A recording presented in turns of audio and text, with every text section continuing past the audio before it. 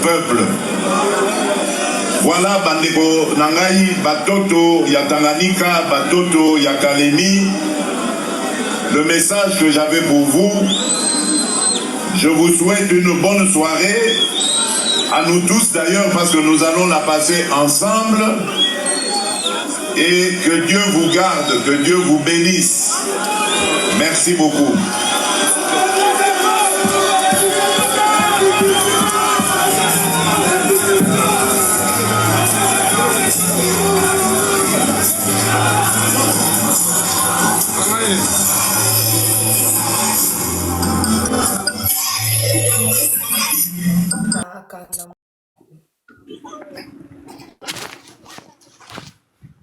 Bandeko na sebo tapoter.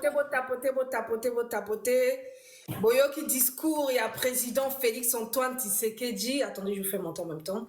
Le discours de Félix-Antoine Tshisekedi, le nouveau discours de Félix-Antoine Tshisekedi, parce que là, il laisse le libre arbitre à la population en disant que c'est la population qui aura le dernier mot. Sachant qu'il y a quelques jours à Lobaki, c'est moi le garant de la nation et c'est moi qui prends la dernière décision. Monsieur Tobananani, papa t'a dit, Ozanabiso, qui est avec nous? Monsieur Teddy, Monsieur Massamba, tapotez allô, le live. Okay. Allô, oui, bonsoir, Makaliso. Allô? Oui, bonsoir, je vous écoute. Oui, bonsoir, maman. Bon, c'est la première fois que je monte. Oui, c'est la première fois. En fait, je vais essayer un peu de commenter le discours et la position du chef de l'État. Je pense qu'il y a trop de contradictions et de paradoxes dans ce qu'il dit. Et à chaque fois, il y a un changement. Moi, je pense que le problème, ce n'est pas forcément le changement de constitution qui amènerait notre pays, parce que là, il faut vraiment que nous soulignions cela. Le pays est en risque de l'éclatement et de la balkanisation que longtemps nous nous sommes battus. Et le fait qu'à chaque fois, le président de la République se mette en position de campagne, là, nous ne sommes plus en campagne. Ça fait 6 ans qu'il est au pouvoir. Ça fait 6 ans que le peuple congolais attend réellement un réel changement. Et je ne pense pas qu'il faille mettre en avant le changement de constitution qui risquerait de pousser notre pays dans l'éclatement. Pourquoi je dis ça? Aujourd'hui, quand le président de la République dit à ce que la décision reviendrait à la population, mais il oublie qu'il y a 2 cycles électoraux que nos frères dans certains coins du territoire n'ont pas voté. C'est-à-dire que ceux-là ne se sentent pas forcément congolais. Et quand on va revenir à appeler la population, le peuple, au référendum, cela dit que le peuple à venir voter. Et la population qui est du côté de nos agresseurs, qu'adviendrait-il? Ou qu'adviendrait-elle plutôt, cette population? Et à partir du moment où cette population se sentirait encore lésée pour la énième fois, qui ne participerait pas à ce référendum, c'est-à-dire que, à forcerie, ils ne sont pas forcément congolais.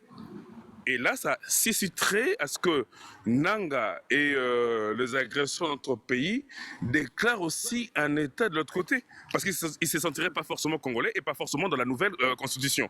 Il faudrait d'abord que le président de la République comprenne, et heureusement qu'il dit que la parole reviendra au peuple. Quand on dit ceci, ce n'est pas forcément pour attiser la haine, mais c'est pour permettre au chef de l'État de réfléchir et de revenir à la raison pour dire que le temps ne s'y prête pas. Il faudrait d'abord pacifier le pays, permettre à ce que notre armée monte en puissance, comme il le dit, le faire, et en même temps, à partir du moment où nous aurons récupéré nos terres, pourquoi pas changer s'il faille changer, mais pour le moment, je crois que c'est un danger que nous courons, et il faudrait que, par des panels comme ça, que nous arrivions à attendre notre voix pour dire que l'important aujourd'hui, c'est le social du peuple congolais, et non forcément changer la constitution qui ne sera qu'à l'avantage d'un individu pour se pérenniser, s'éterniser au pouvoir. Or, aujourd'hui, le peuple n'a pas forcément besoin d'un homme qui s'éterniserait au pouvoir, mais d'un homme... Monsieur Teddy, par contre, dans le discours, je ne sais pas si vous avez remarqué, mais il était très clair en disant que c'était son dernier mandat. Allô? Oui. Alors, quand vous parlez qu'il va s'éterniser au pouvoir et que lui, même le président, le garant de la nation, vous rassure devant la population que c'est son dernier mandat, à un moment donné, on se demande si ce n'est pas nous qui commençons un peu à, je ne sais pas, on devient un peu parano parce qu'il ne cesse de le répéter que c'est son dernier mandat, mais la population ne cesse de dire que s'il veut changer la Constitution, c'est parce qu'il veut s'éterniser au pouvoir. Du coup, on doit croire qu'il, le président lui-même, ou la peur que la Dommage que population a. je vous entends très mal. Alors, vous avez une mauvaise connexion, c'est dommage. Aïe, aïe, aïe. Oui, j'ai une très mauvaise connexion. Vous me permettez, je vais juste me déplacer. Je suis dans Paris, mais je vais me déplacer un peu et je remonte dans 5 minutes parce que tout ce que vous m'avez dit là, je n'ai rien entendu. Ok, Donc dans 5 minutes, je remonte le temps que je quitte le lieu. Ok. Monsieur Massamba, à vous la parole. S'il vous plaît.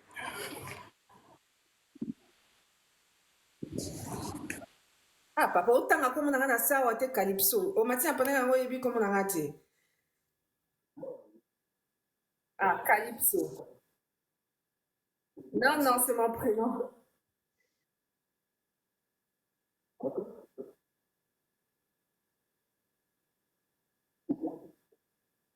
Mhm.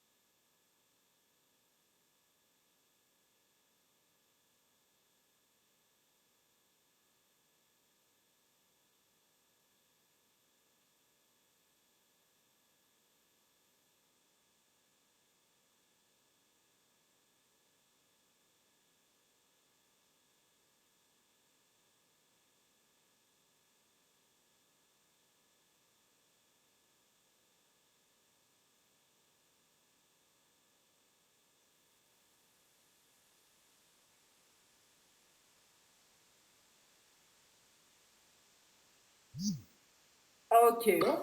Ok, Monsieur Massamba, très bien, c'est votre avis. Papa Clova, je vous donne la parole. Qu'est-ce que vous pensez un peu du discours le nouveau discours de Félix Antoine Tshisekedi qui paraît un peu plus pacifique? Je pense que Le premier qu'il a tenu où il disait que c'était lui le garant de la nation et que le dernier mot lui revenait. Et là, il dit que le dernier mot revient à la population, au peuple congolais, parce que c'est son peuple, c'est son pays l'appartient et c'est au peuple de décider. Monsieur Clova, bonsoir. Bonsoir Yakali, ça fait un bail et j'ai plus été dans ces débats. Mais alias Moutouana, c'est voilà, ça suffit quoi. Moutouana, donc voilà. Déjà, même ses copains ne les respectent pas. Même ses amis les traitent d'un Moutouana. Ses propres amis avec qui il mange et boit, Babenga et Moutouana.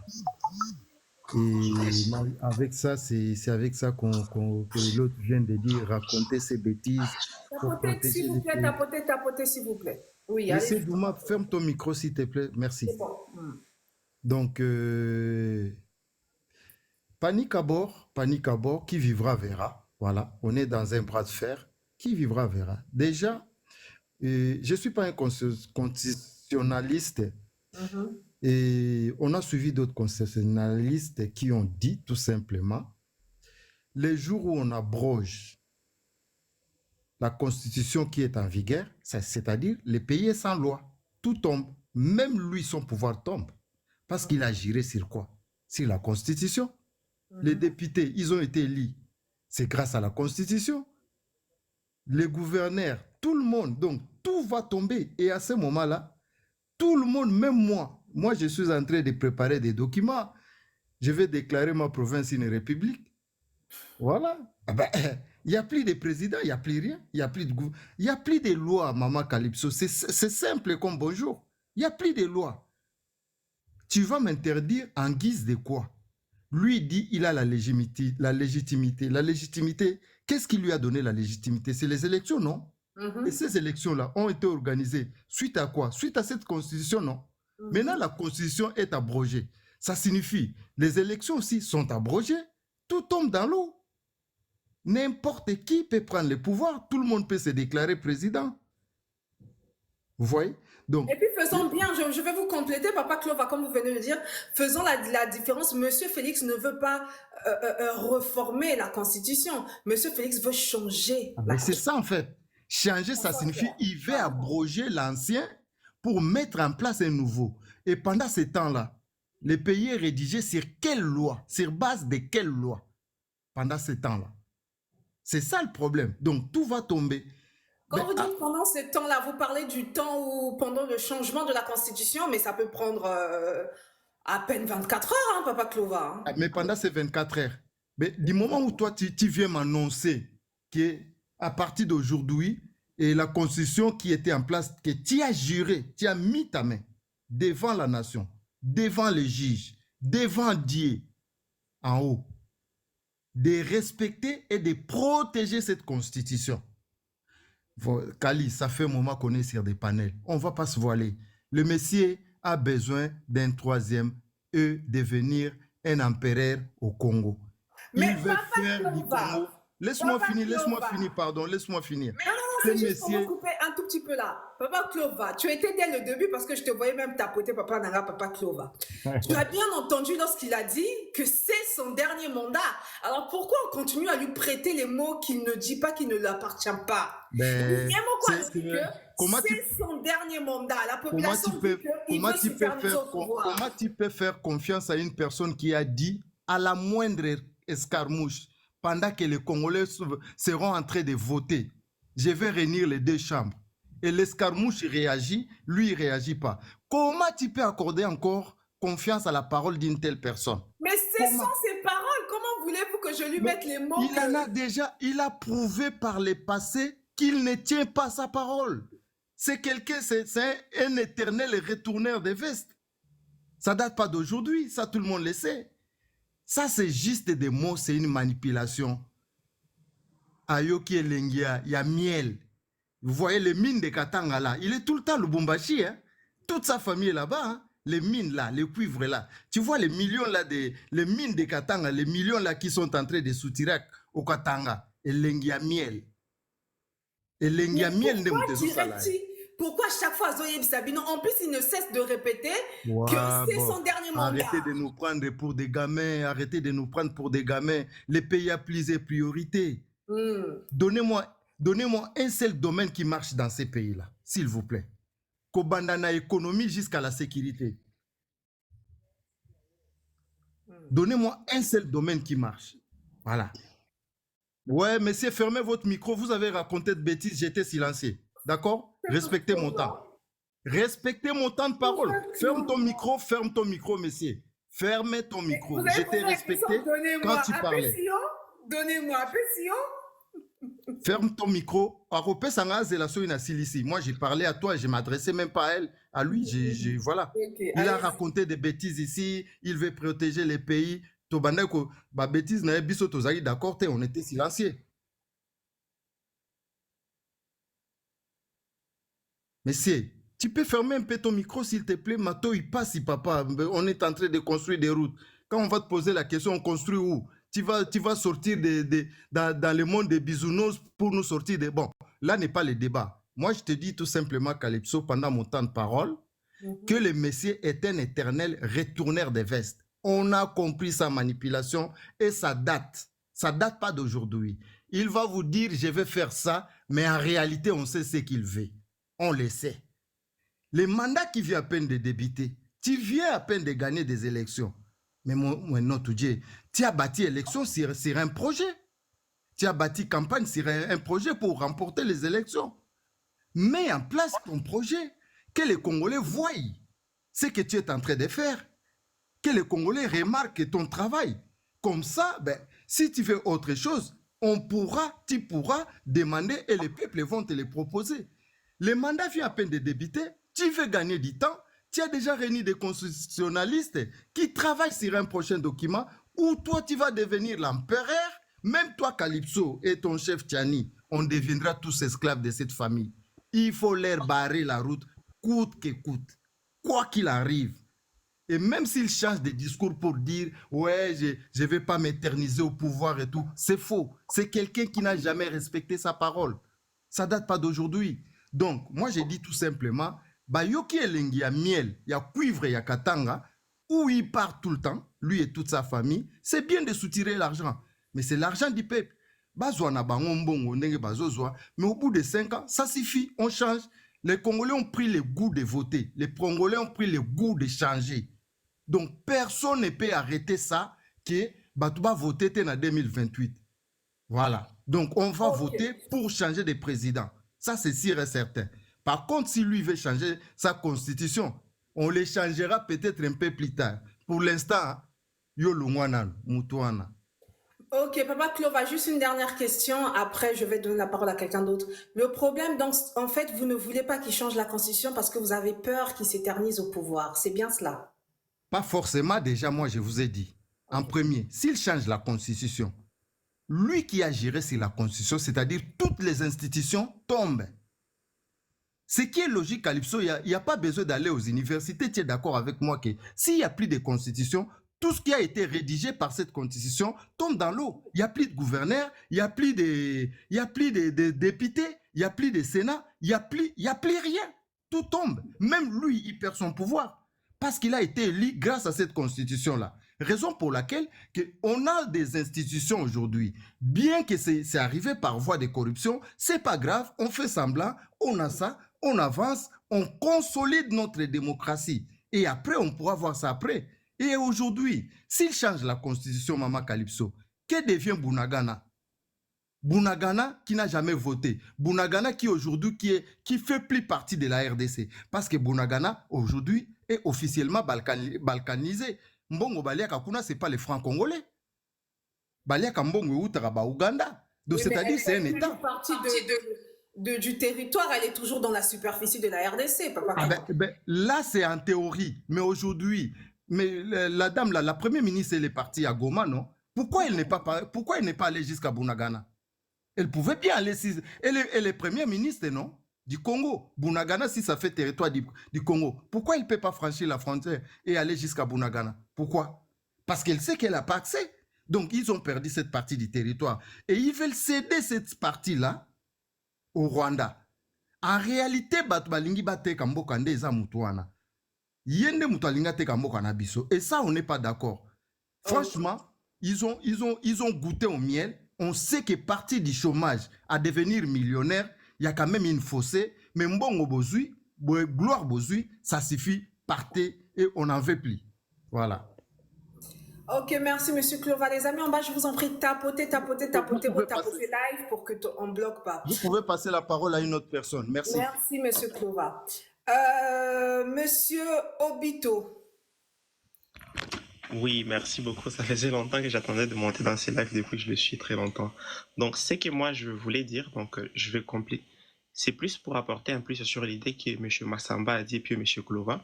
Donc, moi, de mon côté, je ne suis pas pro-Félix ni pro l'opposition.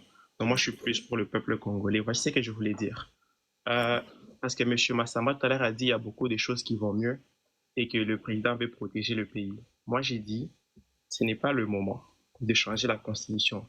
Il y a plus urgent et le Congo va mal. Admettons que ça aurait été un pays comme la Russie. On voit que leur président Vladimir Poutine a changé la constitution. Et vous voyez que c'est un pays développé. Si c'était pareil au Congo, où tout allait bien, où tout marchait, Félix vient et dit qu'il veut changer la constitution, moi j'aurais été d'accord. Mais en ce moment, j'ai remarqué que la plupart des gens ici sont comme dans des pays étrangers. Moi aussi, c'est mon cas. Donc, je vais au Congo parce que tous les ans. Et j'ai l'impression que à chaque fois que j'y vais, c'est de pire en pire. Mais il y a un monsieur ici qui est monté, je pense que c'est le premier qui a parlé. Il a dit que c'est Kabila qui a détruit le pays, il a laissé le pays, bref, peu importe. Mais moi, je vous dis, à chaque fois que j'y vais, c'est de pire en pire.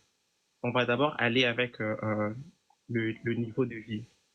Moi, je me rappelle d'un Congo où tu avais $100, c'était de l'argent. Tu pouvais vivre avec pendant un mois. Mais aujourd'hui, avec $100, tu ne peux rien faire. Donc, l'argent n'a plus tellement de valeur. Les gens sont en train de souffrir, mais ils ont gardé les mêmes salaires qu'à l'époque. Et tu vas aussi au niveau de la santé. La corruption, n'en parlons même pas. Et il y a M. Clova qui a posé une très belle question ici. Il a dit, dites-moi qu'est-ce qui va en ce moment au Congo. Et la personne là, M. Massamba a dit, dans le fond, je cite leurs deux noms parce que c'est deux personnes qui ont parlé depuis. Et il a dit que plusieurs choses. Moi, je serais curieux de, quand il va reparler, de nous dire les choses qui vont mieux parce que moi, je ne vois rien qui va mieux. Il veut changer la constitution, ça ne dérange pas, mais en ce moment, c'est pas ça la priorité. Il y a la guerre à l'Est, il y a la corruption, il y a la souffrance dans le pays.